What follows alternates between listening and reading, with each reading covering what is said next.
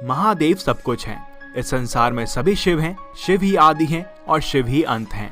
और जब जब हम महादेव की बात करें तो प्रभु के साथ जुड़े नंदी को हम कैसे भूल सकते हैं। जहाँ पर भी भगवान शिव की पूजा होती है उस स्थान पर नंदी को भी याद किया जाता है। हर मंदिर में देखा जाता है कि भगवान शिव के सामने ही उनके वाहन नंदी की मूर्ति स्थापित होती है। जिस प्रकार भगवान शिव के दर्शन और पूजन का महत्व है, उसी प्रकार नंदी का दर्शन भी किया जाता है। नंदी भगवान शिव के वाहन ही नहीं है, वे उनके परम भक्त भी हैं। कहा जाता है कि अगर अपनी मनोकामना नंदी के कान में कही जाए तो वे भगवान शिव तक उसे जरूर पहुंचाते हैं। आपने देखा होगा कि नंदी मंदिर के बाहर विराजमान होते हैं। कहा जाता है कि नंदी बाहर इसलिए विराजमान होते हैं ताकि भक्त आसानी से उन तक अपनी बात पहुंचा सकें। तो आखिर क्यों है ऐसा, क्या है इसके पीछे की कथा, आइए जानते हैं इस वीडियो में। मगर उससे पहले हमारे चैनल को सब्सक्राइब करना ना भूलें और बोलें हर हर महादेव। शास्त्रों में इस बात का जिक्र किया गया है कि स्वयं भगवान शिव जी ने नंदी को वरदान दिया था कि जो तुम्हारे कान में आकर अपनी मनोकामना कहेगा उस व्यक्ति की सभी इच्छाएं जरूर पूरी होंगी। कहानी शुरू होती है नंदी के पिता श्रीलाद से।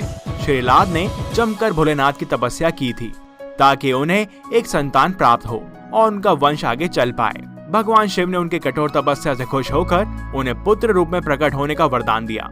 वरदान में श्रीलाद ने बैल जैसा पुत्र मांगा। कुछ समय बाद भूमि जोतते समय श्रीलाद को एक बालक मिला जिसका उन्होंने नाम नंदी रख दिया।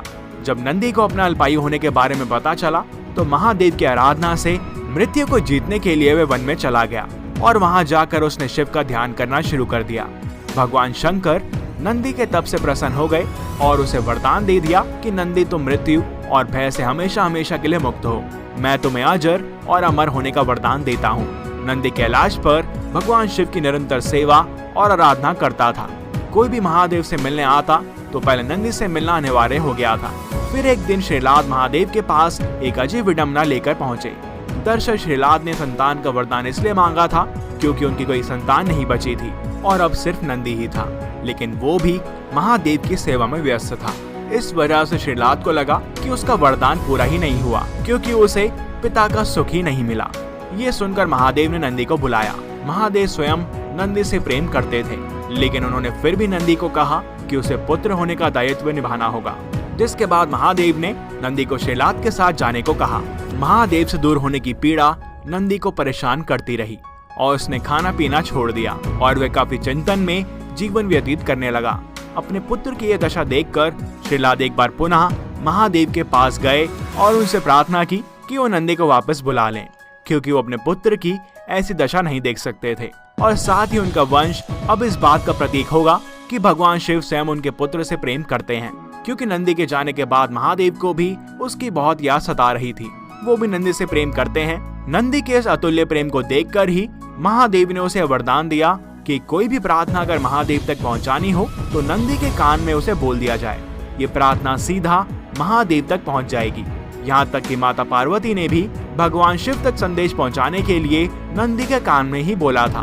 नंदी सदैव भगवान शिव के साथ ही रहते हैं। इसके बाद देवों के देव महादेव ने माता पार्वती की सम्मति से सभी गणों, गणेश और वेदों के समक्ष गणों के अधिपति के रूप में नंदी का अभिषेक करवाया।